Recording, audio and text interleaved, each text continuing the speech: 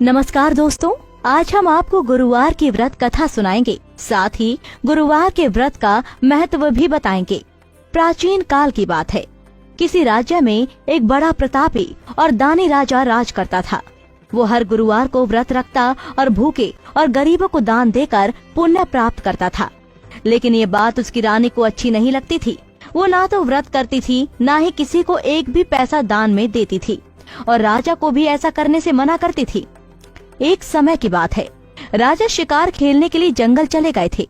घर पर रानी और दासी थी। उसी समय गुरु बृहस्पति देव साधु का रूप धारण कर राजा के दरवाजे पर भिक्षा मांगने आए। साधु ने जब रानी से भिक्षा मांगी तो वो कहने लगी, हे साधु महाराज, मैं इस दान और पुण्य से तंग आ गई हूँ। आप कोई ऐसा उपाय बताएं जिससे कि सारा धन नष्ट हो जाए और मैं आराम से रह सकूं। बृहस्पति देव ने कहा, हे देवी, तुम बड़ी विचित्र हो। संतान और धन से कोई दुखी होता है? अगर अधिक धन है तो इसे शुभ कार्यों में लगाओ। कुंवारी कन्याओं का विवाह कराओ। विद्यालय और बाग बगीचे का निर्माण कराओ, जिससे तुम्हारे दोनों लोग सुधरें। लेकिन साधु की इन बातों से रानी को खुशी नहीं हुई। उसने कहा कि मुझे ऐसे धन की आवश्यकता नहीं है जिसे मैं दान दूं और जिसे संभालने में मेरा सारा समय नष्ट हो जाए।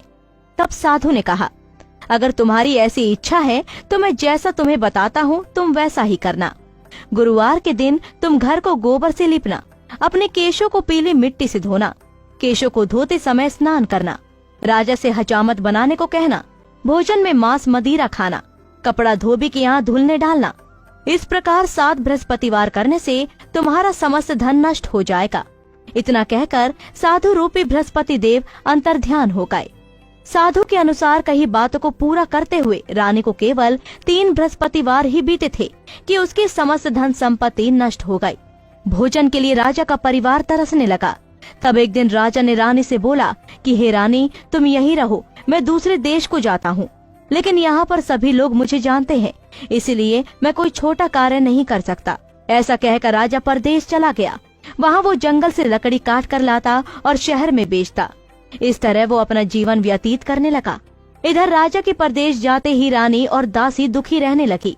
एक बार जब रानी और दासी को 7 दिन तक बिना भोजन के रहना पड़ा तो रानी ने अपनी दासी से कहा, हे दासी, पास ही के नगर में मेरी बहन रहती है। वो बड़ी धनवान है। तू उसके पास जा और कुछ ले आ ताकि थोड़ी बहुत गुजर बसर हो जाए। दासी रानी की बहन के पास गई। उस दिन गुरुवार था और रानी की बहन उस समय बृहस्पतिवार व्रत की कथा सुन रही थी। दासी ने रानी की बहन को अपनी रानी का संदेश दिया, लेकिन रानी की बड़ी बहन ने कोई उत्तर नहीं दिया।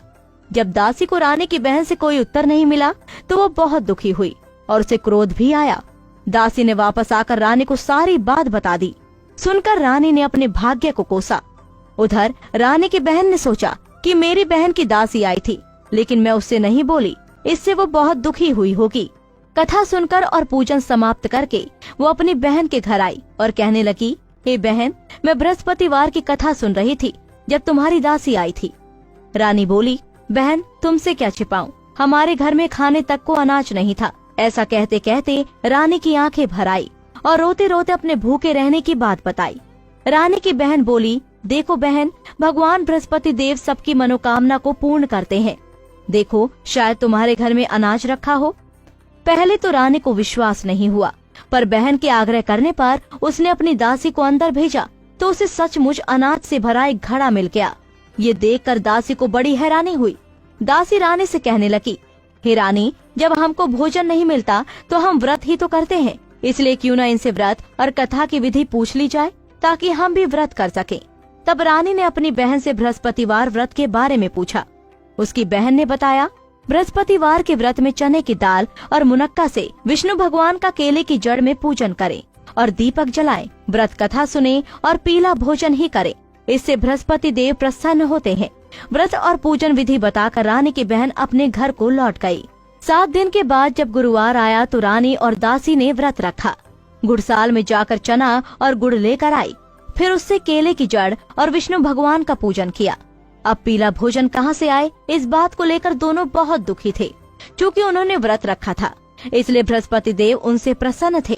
इसलिए वे एक साधारण व्यक्ति का रूप धारण कर 2 थालों में सुंदर पीला भोजन दासी को दे गए। भोजन पाकर दासी प्रसन्न हुई और फिर रानी के साथ मिलकर भोजन ग्रहण किया।